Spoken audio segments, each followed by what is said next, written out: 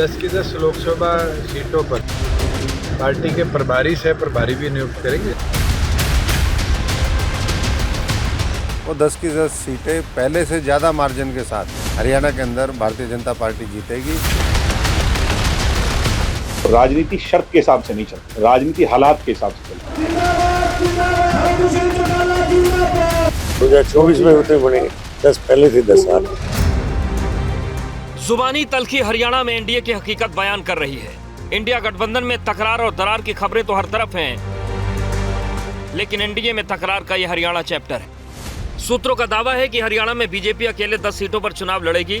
BJP सहयोगी जननायक जनता party को एक भी सीट नहीं देगी। 2019 में बीजेपी ने हरियाणा में सभी 10 लोकसभा सीटें जीती थी। देश की तरह हरियाणा में बीजेपी को मोदी मैजिक पर भरोसा है। सीएम मनोहर लाल खट्टर पहले ही कह चुके हैं कि बीजेपी सूबे में सभी सीटों पर चुनाव लड़ेगी। इसके लिए बीजेपी ने ग्रास रूट पर तैयारी शुरू कर दी है। संगठन को एक्टिव कर दिया गया है।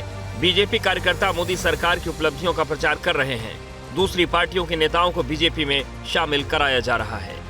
चंद दिन पहले ही आम आदमी पार्टी छोड़ने वाले अशोक तंवर बीजेपी में शामिल हो चुके हैं। अशोक तंवर भी पार्टी लाइन को आगे बढ़ाते हुए 10 सीटों पर चुनाव लड़ने की बात कह रहे हैं।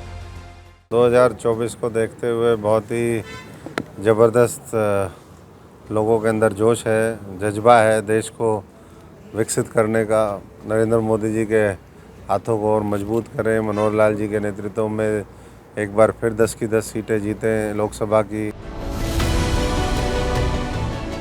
सभी 10 सीटों पर चुनाव लड़ने की तैयारी बीजेपी के सहयोगी जननायक जनता पार्टी भी कर रही है। चुनावी तैयारियों को आगे बढ़ाने के लिए दुष्यंत चौटाला ने हरियाणा की सभी 10 लोकसभा सीटों पर प्रभारी और सह प्रभारी नियुक्त किया है। जेजेपी ने 26 वरिष्ठ नेताओं को लोकसभा चुनाव की जिम्मेदारी सौंपी है। 10 फरवरी से लोकसभा क्षेत्रों में चुनाव कार्यालय खोले जाएंगे। जेजेपी का फोकस भिवानी, हिसार और सिरसा लोकसभा सीट पर है। भिवानी महेंद्रगढ़ लोकसभा सीट पर राज्य मंत्री अनूप धारक को प्रभारी बनाया गया है। हिसार की कमान केसी बांगड़ को सौंपी गई है। सिरसा की जिम्मेदारी निशान सिंह को दी गई है।